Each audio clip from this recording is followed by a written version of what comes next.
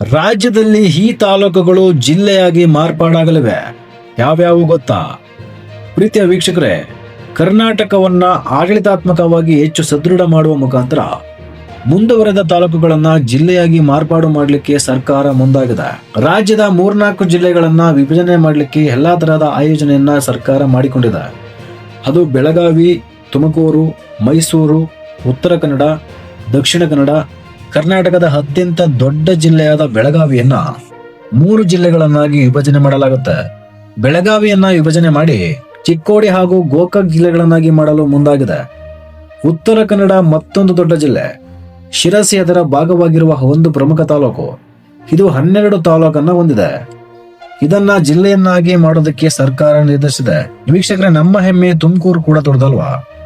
ನಮ್ಮ ಜಿಲ್ಲೆಯಲ್ಲಿ 10 ತಾಲೂಕುಗಳಿವೆ. ಆಮೇಲೆ ಬೆಂಗಳೂರಿಗೆ ಹತ್ರ ಇದೆ. ಅದಕ್ಕೆ ನಮ್ಮ ಹೆಮ್ಮೆಯ ತಾಲೂಕು ಕಲ್ಪತರುನಾಡು, ತಿಪ್ಪಟೂರನ್ನ ಹಾಗೂ ಮಧುಗಿರಿಯನ್ನ ಜಿಲ್ಲೆಯನ್ನಾಗಿ ಮಾಡುವಂತೆ ಸರ್ಕಾರ ಆಯೋಜಿಸಿದೆ. ಒಳ್ಳೆ ಖುಷಿ ಅಲ್ವಾ? ಮತ್ತೆ ಮೈಸೂರು ಸಾಂಸ್ಕೃತಿಕ ನಗರ, ಇದು ಕೂಡ ದೊಡ್ಡದು. ಹುಣಸೂರನ್ನ ಜಿಲ್ಲೆಯನ್ನಾಗಿ ಮಾಡುವಂತೆ ಸರ್ಕಾರ ಹೇಳಿದೆ.